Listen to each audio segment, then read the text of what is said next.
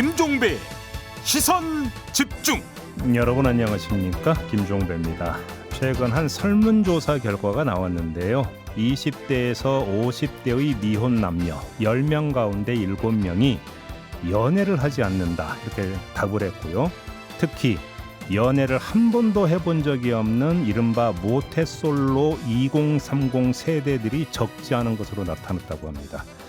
하지만 데이팅 앱이나 짝을 맺어주는 TV 프로그램 등 연애 관련 산업은 점점 더 커지고 있다고 하는데요. 이 현상을 어떻게 봐야 할지 일부에서 짚어보고요. 전공의들이 의대 정원 확대에 반발하며 집단 행동에 나선 지 닷새째를 맞은 가운데 전국 대형 병원에서 혼란스러운 상황들이 잇따르고 있습니다. 2부에서는 이 문제 집중적으로 짚어보겠습니다. 2월 24일 토요일 김종배의 시선집중 광고 듣고 시작합니다.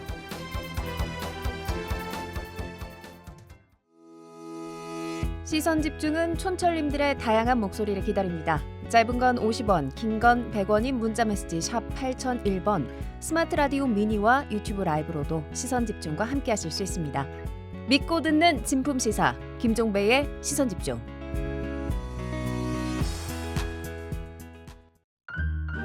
아침을 깨우는 이슈들 같이 들으실래요?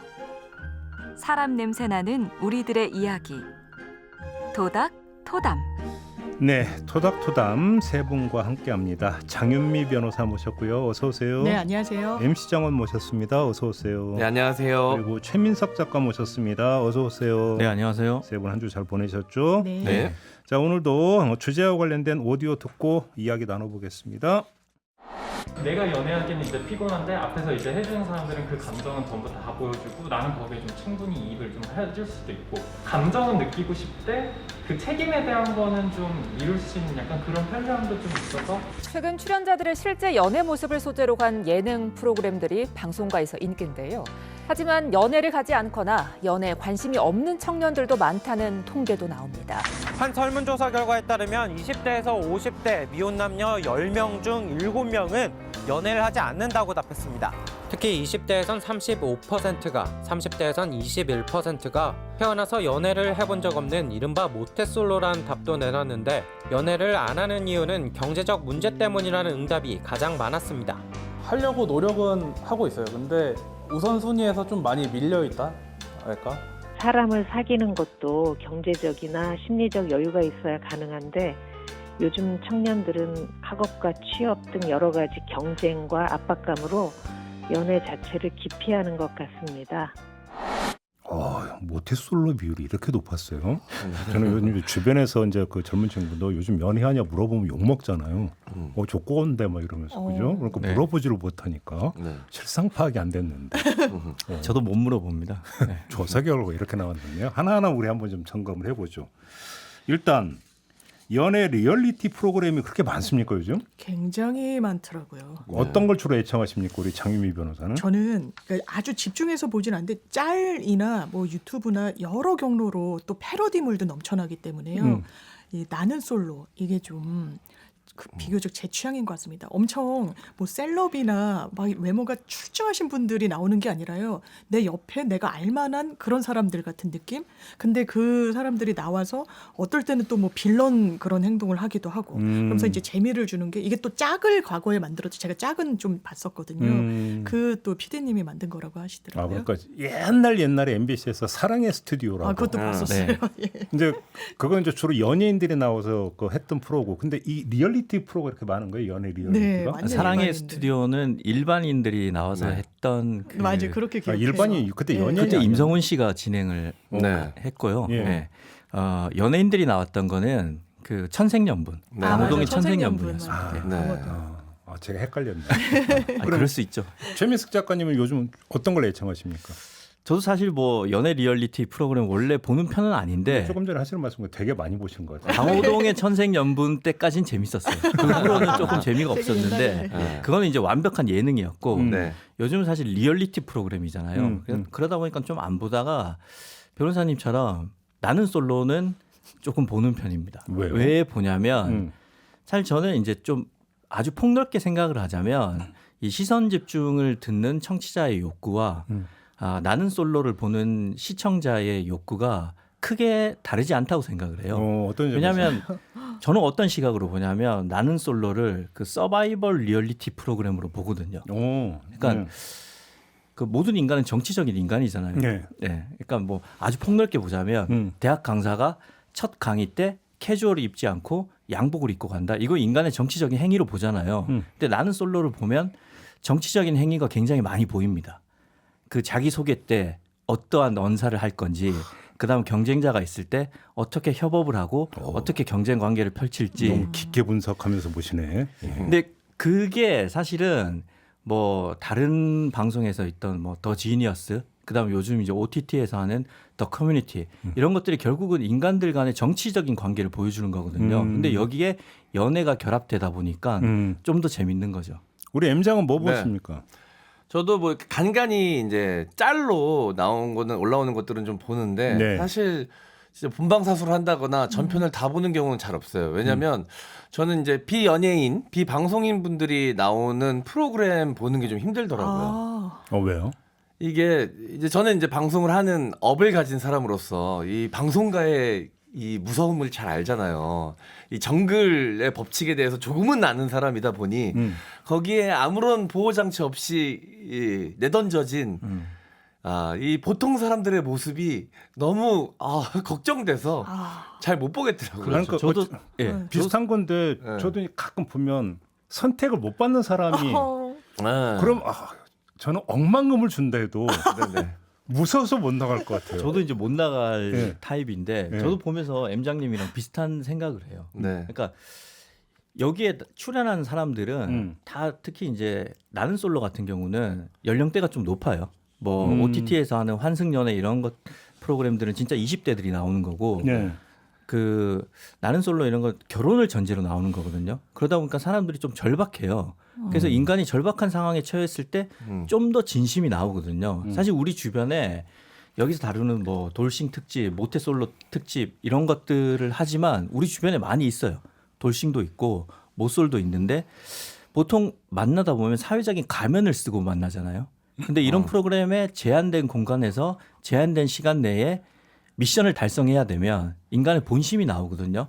그러다 보면 이제 M장님처럼 방송업자의 그 일명 업자 렌즈로 보면 저거는 시청자들한테 비판을 받을 행동인데.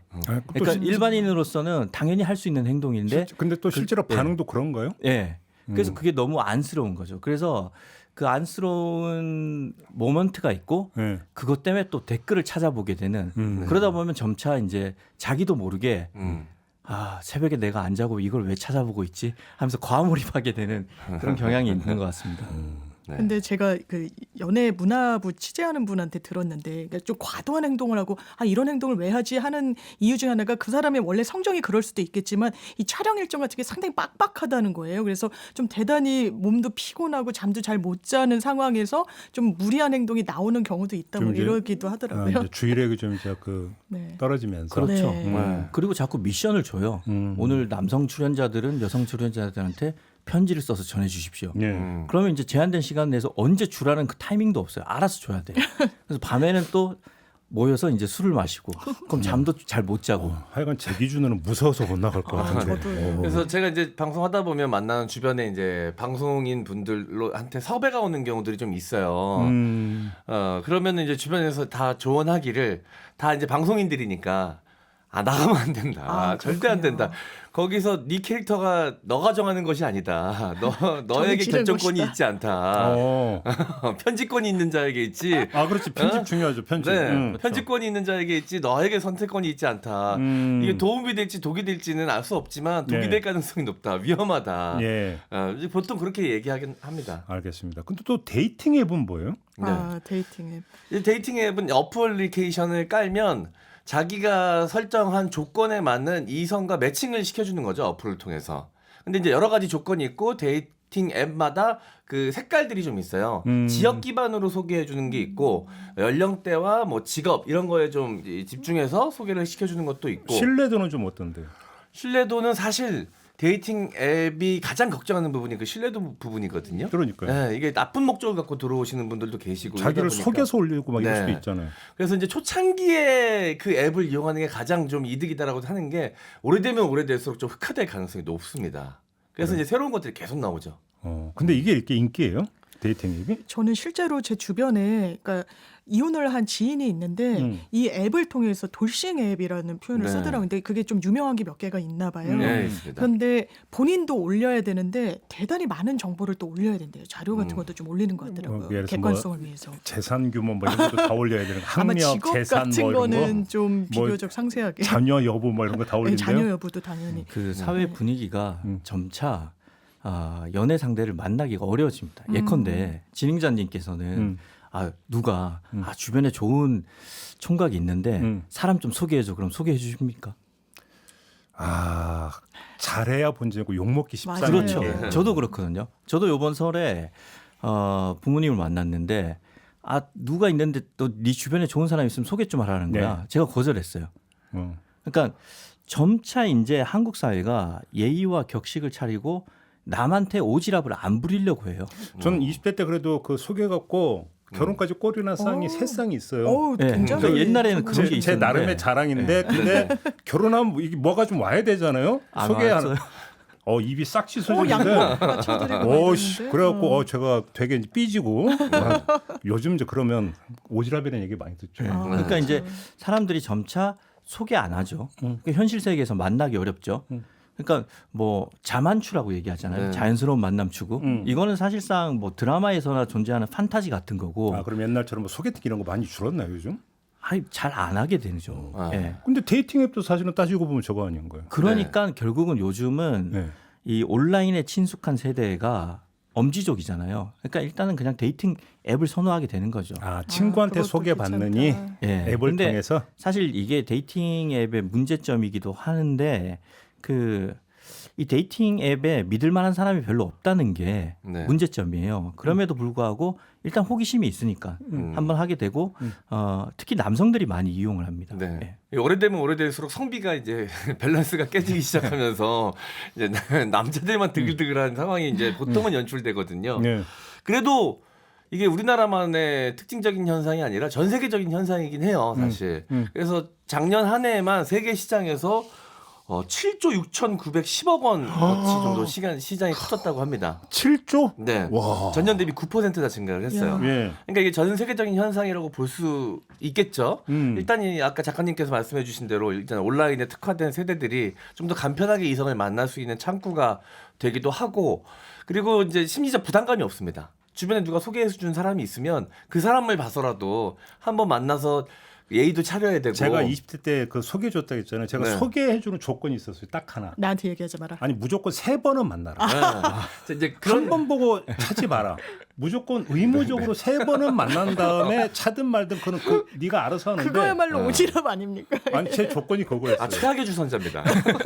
아니 저 나름의 철학이었어요. 아니 사람은 어떻게 한 번 겪어보고 사람을 알 수 있냐. 근데 세 번은 만나봐 이런 거죠. 네, 요즘 미혼 남녀들은 그렇게까지 인내심이 깊지 않거든요. 이게 제 꼰단가. 아니 요즘은 소개팅도 만나서 차 한 잔만 먹고 헤어집니다. 네, 그러니까 이것도 시대의 그 트렌드 변화를 반영하는 거예요. 이 데이팅 앱 자체가 깊이 있는 만남보다는 정말 가벼운 만남을 목적으로 쓰는 거거든요. 그러니까 예전에는 소개팅을 한 번 하더라도 진행자님처럼 3번은 만나봐라.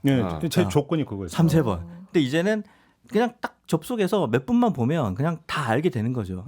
그래서 점차 더 캐주얼한 만남을 추구하게 되고 그렇기 때문에 점차 책임감은 줄고 효용성은 극대화되는 쪽으로 그러니까. 이제 만남이 흘러가는 거죠. 첫눈에 봐서 어떻게 하냐. 겪어봐야 알지. 이런 얘기면 꼰대다 이거죠. 그러니까 이제는 요즘 트렌드는 아니다. 그들이 알아서 하겠습니다. 나는 소개만 시켜주고 빠질 테니 나머진 너희들이 알아서 해라. 이렇게 돼야 되는데 AS는 없다. 근데 아니 이제 그러면 제가 이해가 안 되는 거예요. 데이팅 앱이 지금 매출이 7조가 넘어가고 전 세계적으로. 그러면 이용자가 그만큼 많다라는 거고 그럼 하여간 여기서 연애로 연결되는 경우는 하여간 있을 거 아닙니까? 근데 2030 세대 상당수가 연애 경험이 없다라는 설문조사 결과가 나왔다라는 거잖아요. 네. 이걸 또 이게 매치가 되는 얘기입니까? 일단 설문조사 결과부터 좀 정리 좀 해주시면 어떻게 되는 거예요? 일단 데이팅 앱은 진지한 연애로 가지 않는다는 거죠. 그러니까 이건 연애로 안 친다. 예. 그러니까 한 큐로 정리되네. 일단 뭐 이거 설문조사 결과 살짝만 네. 좀 얘기해 드리자면 이제 미혼 남녀 1,174명을 대상으로 한 실시한 온라인 조사인데요. 20대가 지금까지 연애 경험이 없다가 35.4%입니다. 그리고 30대가 21.9%, 40, 50대는 좀 비슷합니다. 40대가 16%, 50대가 15.5%. 야, 엄청 높은 거 아니에요? 네. 자, 그러니까 이게 이 연애를 안 하는 사람들이 3분의 1 이상이다. 혹시 네. 요즘 그냥 웃자고 하는 얘기는 한데 과거의 경험을 연애로 치기 싫어하는 어떤 이런 심리가 반영된 답변 그 비율은 아닐까? 아, 애매하니까 그런 연애라는 게. 것도 뭐 들어갈 수는 있겠죠. 실제로 썸만 과거를- 탄다 그러죠. 네. 썸쟁이들이라 그러는데 썸쟁이들 있거든요. 실제 연애로 넘어가면 이때부터 흥미를 못 느끼는 사람들도 있긴 있어요. 그래서 썸만 계속하고 그 설레임만 계속 추구하는 거죠. 실제로 비겁하게. 근데 실제로 연애가 시작되면 여러 가지로 이제 책임감과 부담감이 생기는데 그런 거가 아직까지는 나는 좀 느끼고 싶지 않다라고 생각하시는 분들도 꽤 됩니다. 그런 비율도 있을 거라고 생각해요, 진짜로. 그러니까 누구나 과거를 이제 다시 쓰고 싶으니까 싸이월드에서 사진 흑역사 사진 지우듯이 연애를 안 칠 수는 있는데 이제 사랑의 지우개. 예, 그렇죠. 그래야 사랑을 연필로 쓰는 거죠. 그러니까. 근데 이 설문조사에서 중요한 거는 뭐 경제적 이유 아니면 뭐 연애를 안 하는데 이유 없다, 귀찮다, 관심 없다 이걸 합하면 52.8%라는 거예요. 그러니까 경제적인 이유를 빼도 35.6%입니다. 그럼 경제적인 이유는 알겠는데 또 다른 뭘까요, 그게? 그러니까 이유 없다, 귀찮다, 관심 없다 이게 이제 제일 큰 건데 결국은 아예 자기의 삶에서 연애를 빼놓고 산다는 거죠. 그러니까 이건 왜요? 왜? 애초부터 결혼 자체가 어려울 것 같으니까 괜히 희망 고문해서 못 하느냐. 그러니까 결혼 자체가 삶의 필수 과정이 아니고 즉 비혼이 디폴트인 세대라고도 볼 수 있는 거죠. 아니 근데 제가 낭만적인 질문은 끌림이라고 하는 것은 이성이 작동해서 나오는 게 아닌데 그다음 의지의 작용이 아니지 않습니까? 끌림은 그냥 나오는 거지. 그런 거 그러니까 아닌가요? 기본 철학은 네. 아니 뭐 결혼 생각 없다. 이러다가 어느 날 진행자님 말씀처럼 운명적으로 누구를 만난다면 가치관을 바꿀 수도 있는 거고 네. 그래서 지금 현실 세계에서는 연애를 안 하기 때문에 뭐 연애 리얼리티 프로그램 이런 거를 이제 약간의 그 대체물로 거기서 대리만족을 하거나 아니면 그렇게 공부를 매치가 된다? 공부를 하는 느낌으로 본다고도 이해할 수 있는 거죠. 실제로 제가 2030한테 이 프로를 되게 여러 프로그램을 본다는 거예요. 리얼 예능을. 그래서 왜 보냐라고 했더니 비슷한 이야기를 했어요. 내가 지금 현실에서 연애하기도 어렵고 버거운데 그걸 보면서 만족감이 든다는 거예요. 아까 저희가 모두에 들어갈 때도 한 분이 내가 지금 연애할 수 있는 상황이 아닌데 마치 다른 사람들이 연애하는 걸 보면서 만족을 느낀다는데 좀 대단히 좀 슬펐어요. 거기서 제일 많은 원인으로 거론되는 건 어쨌든 경제적인 부담 이거든요. 그래서 어떻게 보면 지자체에서 왜 청춘 남녀들을 좀 매칭시켜주기 위한 행사를 막 기획하기도 하는데 그래야 결혼도 하고 결혼을 해야 출산도 한다는 아주 좀 단선적인 사고에 기인한 거긴 한데 많은 걸 포기하는 세대구나 지금 젊은 세대가. 아니 남이 연애하는 걸 보면서 대리만족을 느끼는 게 아니라 시기와 질투를 느껴야 되는 거 아닌가요? 원래는 그게 이제 사람마다 자기가 어떤 상황에 처했는지에 따라서 네. 그 느끼는 감정이 다르거든요. 예. 할 수 있다고 생각을 하면 시기와 질투를 느끼겠지만 네. 다른 나라의 이야기라고 생각하면 네. 진짜 드라마나 영화를 보듯이 감상할 수 있는 그럼 거고. 그 포기 심리라는 게 상당히 깊고 심각하다는 얘기네요. 예. 그러니까 좀 정리를 해보자면 일단은 비혼이 디폴트면 출산은 아주 그 먼 나라의 이야기처럼 들리는 거죠. 그러니까 결혼을 안 하고 출산도 안 할 수 있어요. 근데 한국 사회 결혼을 안 하고 출산을 할 수는 있어요. 근데 한국 사회가 그걸 유럽처럼 받아들이느냐? 그렇진 않은 거죠. 그러면 자, 결혼이 요원한 얘기인 것 같은데 그러면 청춘을 허비하면서 살 건가? 아니죠. 일단 뭐 지금 처한 상황을 정리를 해보자면 취업이 어렵죠. 학업은 예전보다 길게 해야 되죠. 물가가 다 올라서 뭐 생활비, 주거비 이런 물가는 오르고 수입은 낮고 결국 저축은 다른 세계에서나 가능한 이야기 같죠. 그러면 돌고 돌아서 결국은 젊은 시절의 가장 큰 기쁨은 연애거든요. 근데 결혼은 어려울 것 같으니까 이것도 이제 연애도 선택받은 자들의 행복일 것 같아요. 그럼 어떻게 해야 되느냐? 연애를 대리 체험을 해야 되죠. 대신 아예 포기하느냐? 저는 포기 안 했다고 생각해요. 왜냐하면 많은 사람들이 필라테스와 요가와 헬스와 달리기 등등을 하거든요. 저는 이게 광의 연애 산업의 부산물이라고 생각을 해요. 네. 특히 그 땡레발이라고 있습니다. 독서 모임인데 여기 한 번 가는 게 네. 87,500원이에요. 4번 한 달에 한 번씩 4번 하는데 35만 원 내는데 이 클럽의 별명이 듀오발이에요. 아 거기서 이제 연애를 한다는 사교의장이 예. 펼쳐진다. 예. 그러니까 사람들이 연애를 하는 경험은 줄고 연애의 가능성은 줄었지만 여전히 사람들은 연애를 하려고 생각을 하고 있어요. 그렇기 때문에 운동을 하고 그렇죠. 준비를 하는 거죠. 그럼 뭘로 준비를 하느냐? 네. 영상 세대이기 때문에 이 모든 그 시대적 상황, 청년들이 처한 조건, 뭐 취향 이런 것들이 결합돼서 가상 연애 프로그램이 인기가 있다. 네. 그러니까 어떤 뭐냐면 그 연애 프로그램이 뭐 엄청나게 지금 많이 나오는 거와 연애를 기피하는 현상이 이게 뭔가 안 맞는 것 같은 줄 알았더니 그렇게 연결이 되는 거네요. 대리 만족이라든지 이런 것들을 통해서 네네. 뭐 이렇게 결론 내리도록 하죠. 네. 네, 알겠습니다. 잠시 전하는 말씀 듣고요. 두 번째 주제로 넘어가겠습니다.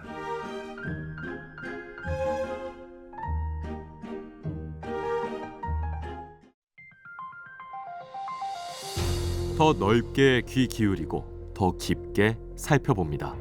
대한민국 시사의 기준 김종배의 시선집중. 네, 김종배의 시선집중 토요일 코너 토닥토담 세 분과 함께하고 있습니다. 최민석 작가, 장윤미 변호사, MC장원 세 분과 함께하고 있는데요. 두 번째 주제도 오디오 듣고 이야기 나눠보겠습니다. 의대생, 전공의, 의대 교수, 공직의사, 개원의사 모든 회원이 총력 투쟁으로 정부의 야욕을 막아내야 한다. 의대 정원 확대에 반대하는 의사들의 집단 행동이 갈수록 거세지는 모양새입니다. 전국 개원이들마저 총파업에 나설 경우 의료 대란이 현실화되는 게 아니냐는 우려가 커지고 있습니다. 35부근의 전문의가 돼서 받는 연봉이 3억, 4억입니다. 35이 되면 되게 과장인데 과장의 연봉이 1억 남짓입니다. 근본적인 원인은 의사의 수입이 다른 직업을 선택하는 것에 비해서 압도적으로 높기 때문이죠. 이 인력이 부자다 그런 걸 무기로 이렇게 의료인들이 집단 행동을 하는 것은 저는 지금 윤리에 반하는 행위라고 보고 있습니다. 환자와 보호자들은 불안합니다. 저희 엄마 같은 경우는 새벽에 갑자기 홍골란이 오면요 병원에 와야 되는데 지금 요새 텔레비 보니까 그런 일이 자꾸 생겨서 불안해요. 생사 갈림길에 내몰릴 처지에 놓인 환자들 그리고 이를 지켜볼 수밖에 없는 가족들 하루라도 빨리 이번 사태가 수습되길 바라고 있습니다. 네.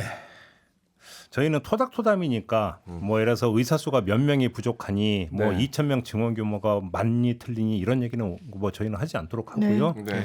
좀 더 이제 근본적인 이야기를 좀 했으면 좋겠는데 혹시 주변에 지금 뭐 그래서 큰 병원에서 계속 치료받아야 되는 혹시 환자분 이런 분 계신 분 있나요? 세 분 중에는?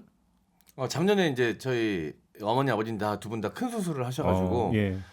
올해는 다행히 뭐 크게 치료 받으실 일은 없는 것 같습니다. 그러니까 이제 가장 걱정되는 게 이제 사실 이제 그런 그 큰 병원에서 치료를 받아야 되는 이제 환자분들 그리고 이제 그 보호자들 아니겠습니까?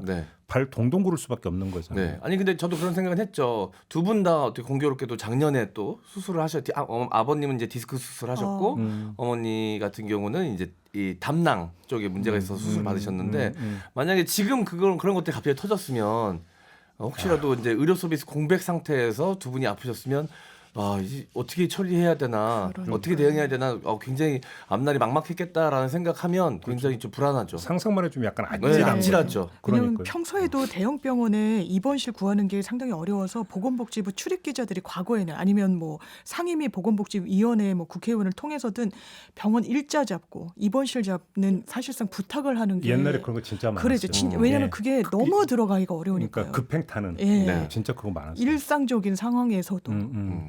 요즘 이제 많이 이제 그거 없어졌다고 들었었는데, 근데 자 이제 이런 이야기를 하다 보면 이제 자연스럽게 따라붙는 이야기 그리고 실제로 나오고 있는 이야기가 아니 이거저거 다 떠나서 어떻게 환자의 생명을 볼모로 이럴 수가 있느냐라는 주장이 나오잖아요. 일단 이건 어떻게 생각을 하십니까? 이런 시각에 대해서는. 일단 뭐 저는 좀 아쉬운 측면이 정부의 대처에 좀 아쉬운 측면은 있어요.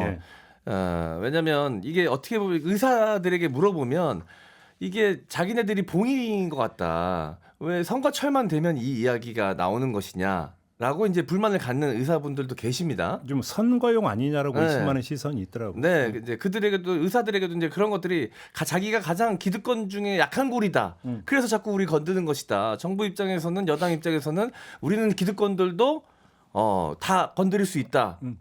이 차별 없이 모두에게 칼날을 들이밀 수 있다라는 이미지를 선사해 주니까 자꾸 우리를 건든다라고 생각하면서 억울해하는 부분도 있더라고요. 네. 근데 그거는 이제 뭐 어떤 이 구조적인 문제고 결론적으로 봤을 때는 저는 이 집단 이기주의라고 봅니다.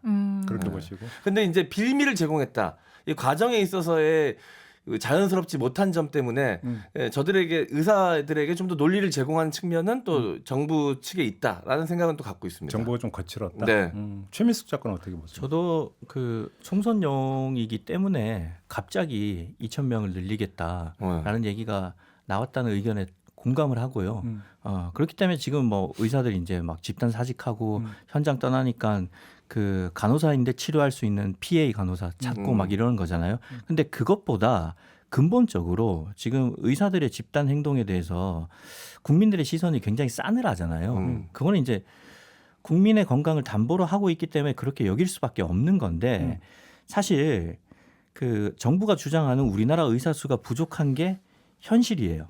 저는 그게 맞다고 생각을 합니다. 네. 근데 이제 의사들이 사실 그냥 특권층이잖아요. 환자들을 위하고 뭐 히포크라스 테스트 선서 다 했지만 특권층이긴 합니다. 근데 의사가 더 필요한 상황에서 그거를 반대하고 파업까지 한다는 거는 자기들의 특권을 지키기 위한 걸로 보이는 거고 그러면 사실 논리라도 우리가 납득할 만 해야 되는데 이 의사협회 그러니까 의협이 내건 그 의대 증원 반대 명분이 좀 웃겨요. 네.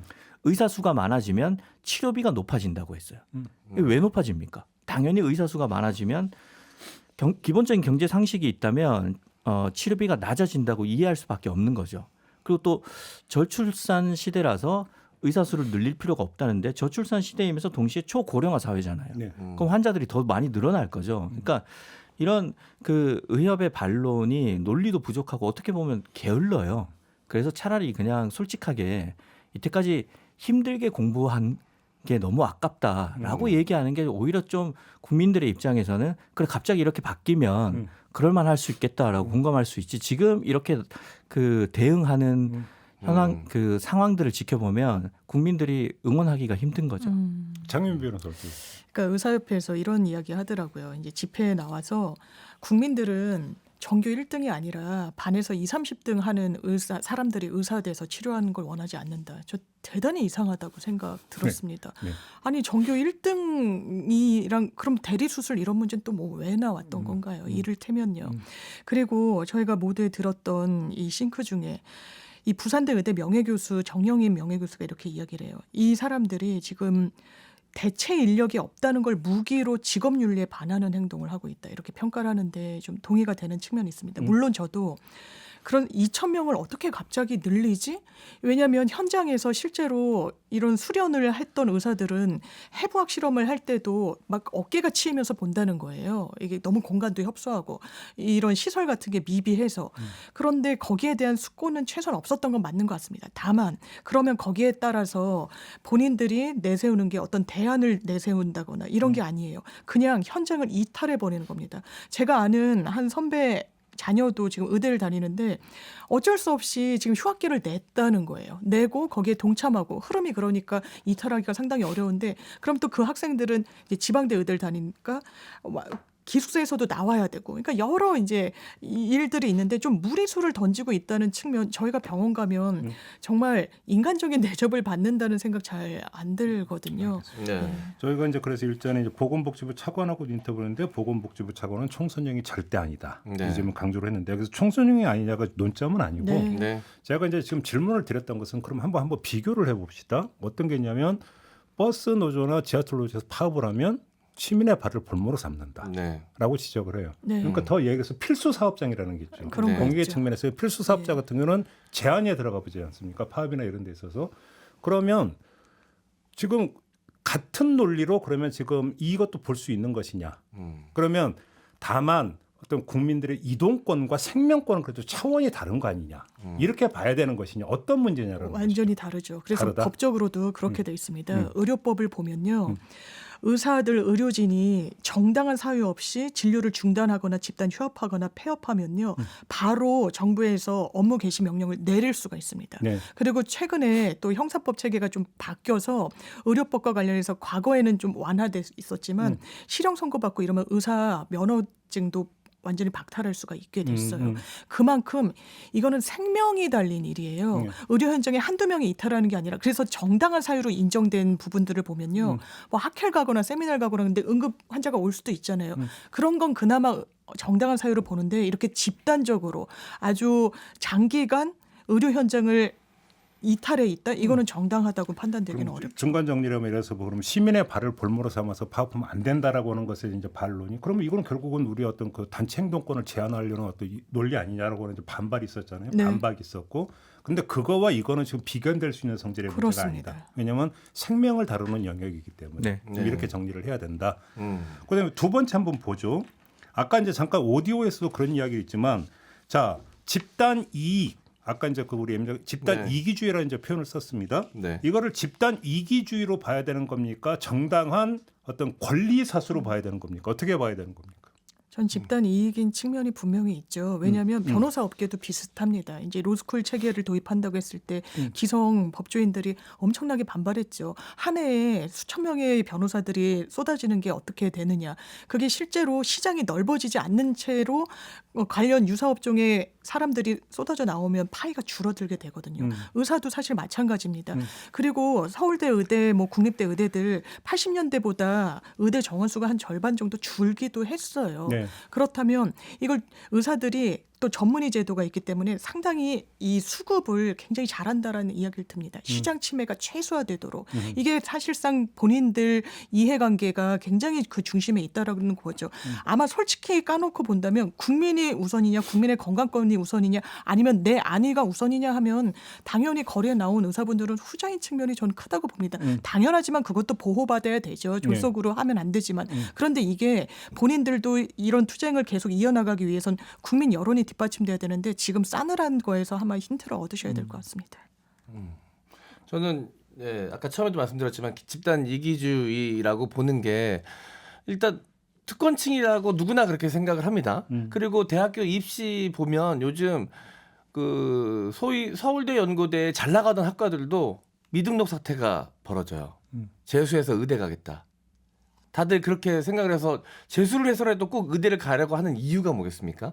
그만큼의 수익이 보장되고 사회 기득권층으로 인정을 받기 때문이에요. 네네네. 그러면 뭐 노블리스 오블리주라고도 표현하지만 특권층이고 기득권층이면 그만큼의 책임이 따릅니다. 근데 그 책임이 사실은 의사들은 더 크다고 봐요. 왜냐하면 사람의 생명을 직접적으로 다루는 직업이기 때문에 그만큼의 책임이 따르기 때문에 그만큼의 대가도 따르고 그래서 고소득자이고 기득권층이기 때문입니다. 그런데 이것에 대해서 사실 의대 증원 늘리는 거에 대해서 처음 나온 이야기가 아니에요. 그리고 의사 한 명당 담당해야 되는 국민의 숫자가 터없이 부족한 것도 이미 다 모든 사람들이 알고 있고 의료업계도 알고 있습니다. 그런데 이런 이야기가 나오고 난 다음에 의료업계 내에서 스스로 이 문제에 대해서 어떻게 해결해야 되는가에 대한 이 어떤 자성의 목소리나 이런 자기 반성의 목소리가 전혀 없었단 말이죠. 그런 상황에서 이렇게 환자들의 이 치료권을 볼모로 해서 파업 사태에 들어간다. 누구도 동의하기가 힘든 겁니다. 최민숙 작가도 같은 의견이십니까? 예, 전체적으로 보면 같은 의견이고요. 결국은 이제 국민의 생명을 담보로 한 밥그릇 지키기 싸움이다. 이렇게 보고 있습니다. 그러면 이건 어떻게 봐야 될까요? 의사수 이야기가 나오는데 사실은 의사수가 부족하다라는 총량 말고 강남 가면 성형외과 막 차고 넘치지 않습니까? 그러니까 사실 이제 이 문제의 발단은 응급실 뺑뺑이니 뭔가 그 소아과 그 오픈런이니 이런 데서 지금 잘못된 의료 체계에서 기인한 네. 부분이 있잖아요. 그렇죠. 사실 이거를 그러면 모두 의사 탓으로 돌릴 수 있는 건 아니지 않습니까? 맞습니다. 이 문제 같은 경우. 그래서 의사협회에서 그 얘기를 하죠. 지금 의사 수가 부족한 게 문제가 아니라 지방으로 의사들이 가지 않고 또 특정 뭐 피부과, 안과 같은 곳으로 몰리는 게 문제다. 그래서 의료 수가 현실화 등을 통해 가지고 대안을 마련해야지 왜 의사 수를 그냥 기계적으로 이렇게 늘리느냐 이런 반발을 사실 하고 있죠. 네. 아니 지방 의료가 굉장히 열악해가지고 봉급이 적어서 안 가는 줄 알았어요 저는. 근데 이제 이것저것 자료를 좀 찾아보다 보니까 연봉을 3배를 준다 그래도 의사들이 안 온다라는 거예요. 뉴스 이제 종종 나오잖아요. 뭐 연봉 3억 보장, 뭐 하는데도 안 온다. 뭐 이렇게. 그렇죠. 이게 이제 젊은 의사들이 특히나 이 아무래도 이제 이 수도권 중심에서 도심에서 좀 생활을 하고 싶고 여러 가지 인프라가 구축된 곳에서 생활을 하고 싶은 이런 욕망이 있을 수 있잖아요. 그러다 보니까 아무리 돈을 많이 줘도 가기 싫은 거죠. 이미 여기 서울에만 있어도 어느 정도의 수입은 보장이 되니까. 예. 저희 고모부가 외과 의사로 원래 62에 퇴임을 하셔야 되는데 어제 퇴임을 하셨어요. 외과에서 엄청 부족하다고. 72에 10년을 더 하셨어요. 네. 그 얘기를 드리고 싶었어요. 네. 그 말씀을. 그러니까 외과에 안 온다는 거예요. 네. 근데 고모부는 외과의로서 그 수술을 굉장히 많이 하셨고 자부심이 굉장히 큰데 외과를 지원 안 하는 것도 문제지만 젊은 외과 의사들이 수술하기를 꺼려합니다.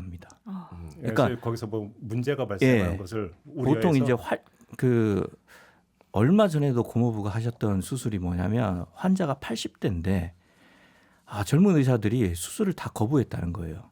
왜요?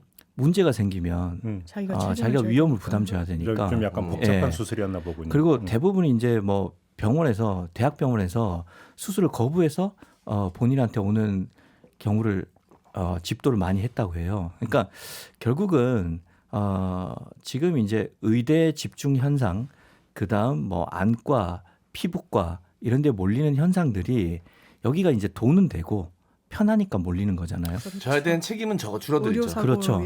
그러니까 수가가 조정돼야 되고 동시에 이 그냥 의사 수를 늘리는 게 아니라 의사들이 특정 과를 정할 때에 거기에 따른 이익 그 재분배가 제대로 이루어져야 된다는 거죠. 그러니까 예를 들어서 이런 거 그러니까 뭐 저 같은 경우도 이제 제 어머니가 이제 그 병원에 2달 입원해 계시다가 이제 돌아가셨는데 이제 2달 동안 치료를 받는데 하나의 시술을 할 때마다 보호자의 사인을 받아요. 병원에서. 근데 사실 그러니까 제가 의료 시술에 아는 게 뭐가 있어요.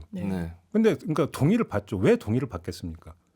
혹시라도 그것이 문제가 됐을 때를 대비해서. 맞습니다. 그러니까 뭐 통 크게 그냥 다 맡기겠으면 이게 아니에요. 하나의 뭐 무슨 투약을 할 때, 뭐라 어떤 그 관을 삽입을 할 때 전부 다 이제 그러니까 사인을 받게 되는 거죠 보호자의. 그러니까 이 하나의 어떤 사례에서 나올 수 있는 게 이것이 어떤 뭐 나중에 이제 문제가 발생했을 때 올 수 있는 면책의 문제 이런 것들에 대해서 엄청나게 신경을 쓰고 있다. 이 부분은 여기서 체감을 할 수가 있는 건데. 정말 그런 것 같습니다. 그러니까 여기서 좀 나눠서 봐야 되는 부분이 있는 것 같아요. 예를 들어서 의료인답지 못한 행위를 해가지고 형사처벌을 받는 것. 이것과 의료 시술을 했는데 그것이 문제가 돼가지고 처벌을 받는 것. 이것은 약간 결이 다른 문제 아닌가요? 완전 다른 거죠. 그렇죠. 그런데 그런 위험에 노출된다라는 불안감이 있는 것 같아요. 저는 어떤 케이스를 봤냐면요. 저희 할아버지가 일단 투약하라는 약을 제대로 복용하지 않아서 이제 돌아가시게 됐었어요. 그 혈관계에 문제가 생겨서. 근데 수술을 급하게 잡았는데 의사분이 어떻게 하셨냐면 그런 통 같은 거에 절제한 그 장기를 보여줬어요. 가족들에게. 이거는 우리 잘못이 아니라는 취지였던 것 같습니다. 그러면 이런 무리한 그리고 어떻게 보면 무례한 행동을 왜 할까? 이 부분은 우리 귀책이 아니다라는 게 있는 것 같아요. 그러면 원래대로 직업 윤리로 돌아와서 보면요. 의사는 원래 그런 걸 하는 직업인 겁니다. 근데 여기서 애매한 부분이 있어요. 그러니까 지금 변호사 업계에서도 거기 하나의 어떤 특정 분야가 이제 정립이 된 걸로 아는데 의료 분쟁이 있잖아요. 그렇죠. 그러니까 의료 분쟁이라고 하는 것이 의사가 비도덕적 행위를 이걸 갖고 하는 게 아니잖아요. 맞아요. 어떤 그 의학적 처치를 했는데 그것의 결과가 안 좋고 그러면 그것이 어떤 의사나 병원 측의 잘못된 처방에 따른 것이냐 아니냐를 둘러싼 분쟁이잖아요. 맞습니다. 자, 이 문제를 어떻게 처리할 것이냐가 사실은 핵심적인 문제인 거잖아요. 아, 그래 맞습니다. 의료 분쟁은 너무 어렵고요. 일반 변호사도 좀 접근하기가 어려워서 의사나 아니면 뭐 관련 전문가 출신들이 많이 하시기도 하는데 제가 의료 분쟁 조정위원회 활동을 하셨던 한 변호사님한테 들었는데 제가 언론중재위를 할 때는 그렇게 뭐 우울하거나 이러진 않아요. 갈등은 있지만. 근데 거긴 너무 우울하다는 거예요. 일단 크게 다쳐서 오신 분들, 심지어 돌아가신 분들. 그런데 이게 입증이 너무 어려운 겁니다. 환자 입장에서는요. 그러니까 그동안 이 전문성과 자료와 증거는 다 의사들이 쥐고 있는 거예요. 왜냐하면 일반인들 잘 모르니까요. 뭐가 잘못됐는지 가리기도 어렵고요. 그리고 그 근거라는 걸 확보하는 것도 병원 측이 갖고 있어서. 그래서 입증 책임도 좀 전환해야 된다 이런 이야기에 더 나아가서 CCTV를 수술실에 아예 설치를 해놓자 이렇게까지 입법화됐는데 그런 부분에 대한 의사들의 좀 고민, 불안 있는 것 같아요. 그러니까 아까 이게 되게 그 법으로 모든 걸 일률적으로 규정할 수 없지만 되게 중요한 문제라는 게 예를 들어서 정상적 의학적 처치를 했음에도 불구하고 그 결과가 나쁠 경우가 있잖아요. 근데 여기에 대해서 형사적 책임을 물어야 되는 것은 상당히 논란거리가 될 수 있어요. 그렇죠. 근데 수술해 놓고 예를 들어서 뭐 그 메스라든지 의학용 가위를 예를 들어서 뭐 장기 속에 넣어 놓고 꿰맸다. 그건 완전 다른 이걸 누가 이걸 면책 사유라고 누가 얘기할 수 있겠습니까? 네. 그러니까 근데 이거를 다 그러면 법으로 규정할 수 있는 것이냐? 이것도 문제가 되는 거지 않습니까? 그렇죠. 의료 사고라는 것도 정말 스펙트럼이 넓으니까. 그러니까요. 그런 점에서 이제 의사는 의사의 입장에서 어떤 면책 부분들을 이제 주장을 하는 것이고, 이제 거기서 그럼 어떻게 이것을 경계선을 구획할 것인가는 되게 복잡한 문제일 수가 있다. 하나의 쟁점이 사실 또 이거기 때문에 이 부분을 좀 이제 말씀을 드리는 것 같고 마지막으로 한번 제가 여쭤보고 싶은 정부의 대응은 지금 어떻게 평가를 하세요? 세 분 같은 경우는. 일단 저는 아직까지도 미심쩍은 부분이 있습니다. 뭐 선거용이냐 아니냐 그걸 가지고. 네네네.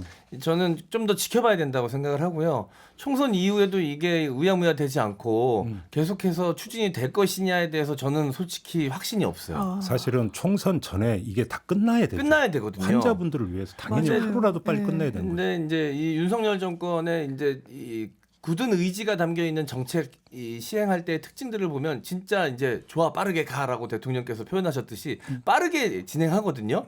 근데 이 건 같은 경우는 좀 지지부진한 경우가 있어요. 말만 무성하지 실제로 뭔가 스텝을 밟는 느낌이 없거든요.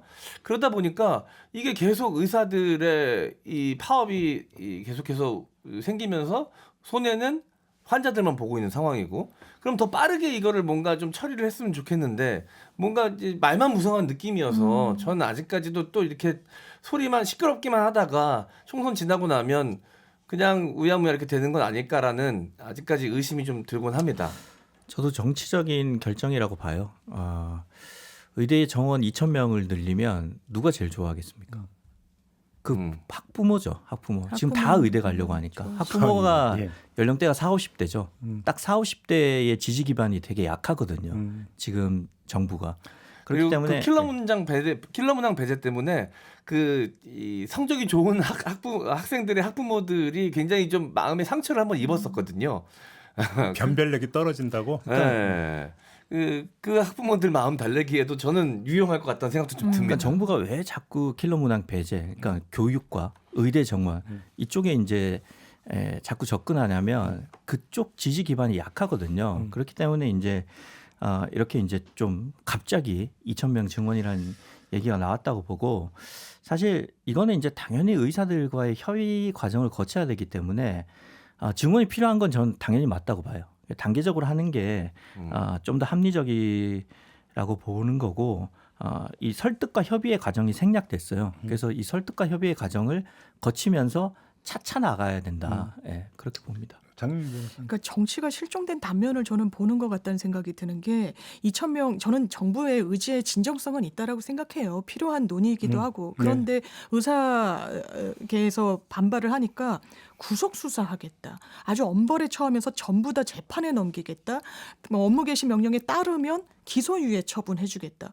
완전히 강대강으로 하거든요. 이걸 풀어낼 의지는 좀 비교적 약해 보여서 정치는 기본적으로 대화 타협으로 푸는 거다 이렇게 말씀드리고 싶습니다. 알겠습니다. 이게 뭐 총선용이냐 아니냐의 부분이 어떤 추정의 영역이니까 일단 남겨놓다 하더라도 이제 제가 좀 보고자 하는 부분은 그 의료계 반발이 충분히 예상이 될 수 있었던 사안이잖아요. 네. 그러면 이제 거기에 대해서 정부는 충분히 시뮬레이션을 해가지고 그러면 만반의 대비를 하고 네.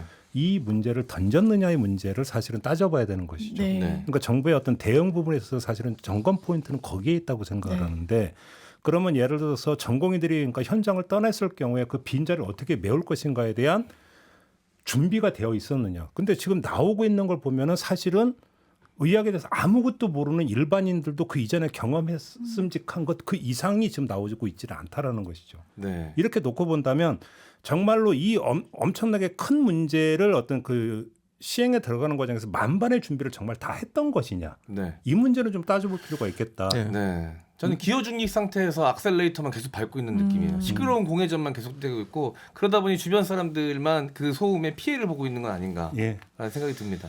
이거는 좀 그러니까 점검을 좀 하고 그러니까 좀 그러니까 정부 좀 되돌아봐야 되는 부분이 아닌가 좀 그런 생각을 좀 한번 해봤습니다.